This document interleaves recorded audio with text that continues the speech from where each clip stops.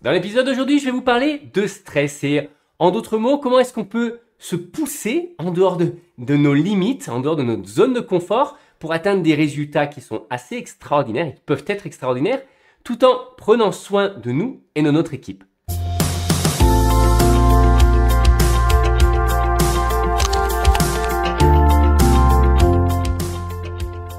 Bonjour, vous êtes fondateur, vous n'avez pas de compétences techniques, pas de panique, avec le Startup Snack, on vous donne toutes les clés pour piloter votre startup sereinement et c'est d'ailleurs disponible sur YouTube et sur podcast. Je m'appelle Amaury, je suis fondateur de MyCTOFriend et depuis 2013, j'ai accompagné des centaines de startups en tant que CTO. Et sur ces derniers mois, j'ai eu un focus tout particulier sur un projet avec un stress qui était assez important dû à des pressions financières qui étaient tout autant importantes. Et j'ai vu ce niveau de stress qui a augmenté assez rapidement, que ce soit avec toutes les personnes autour de moi ainsi que sur les équipes techniques.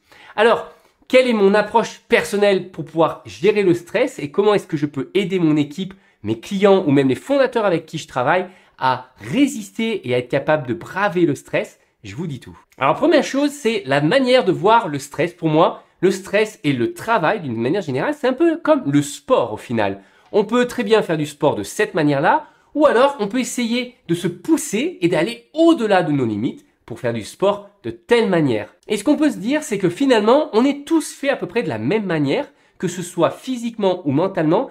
La différence sera faite par la manière dont vous allez vous entraîner. Et évidemment, si vous voulez atteindre des sommets, il va falloir vous entraîner très fort. Alors, est-ce que le stress ou trop travailler est réellement un problème? La réalité, c'est que non, ce n'est pas ça le problème. Le vrai problème, c'est qu'on n'a pas tout le temps la capacité ou le savoir-faire pour récupérer. La récupération est le problème de certains grands sportifs qui ne réussissent pas à passer certaines limites et également de certains très bons éléments dans des équipes qui travaillent tellement fort et qui n'ont pas développé ce réflexe pour être capable de récupérer sur leur investissement physique. Et ça vient aussi quand on ne s'entraîne pas suffisamment ou quand on s'entraîne trop dur, trop rapidement. Typiquement, si vous avez l'habitude de courir 5 km et que vous vous lancez à faire un marathon, vous risquez de vous blesser.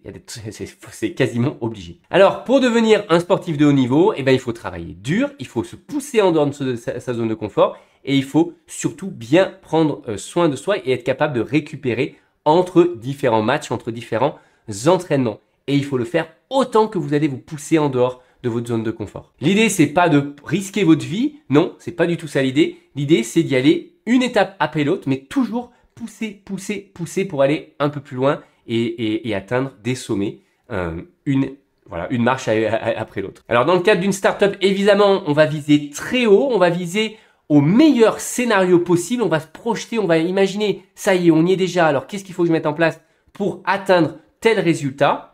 Et ensuite, on va surtout faire attention d'être agile, adaptable. Et puis, on s'inquiétera plus tard pour si jamais on se prend une pierre et qu'on doit tomber, on travaillera sur des plans B, des plans C. Il y a encore plein d'autres lettres pour arriver à déterminer des plans. Et c'est l'adaptabilité qui fera qu'un projet marchera. Parce que généralement, la première idée n'est pas toujours la bonne. Voilà globalement ma manière d'approcher le stress et peu importe l'environnement. Généralement, les problèmes des personnes qui ont des problèmes avec le stress, c'est suivant deux raisons.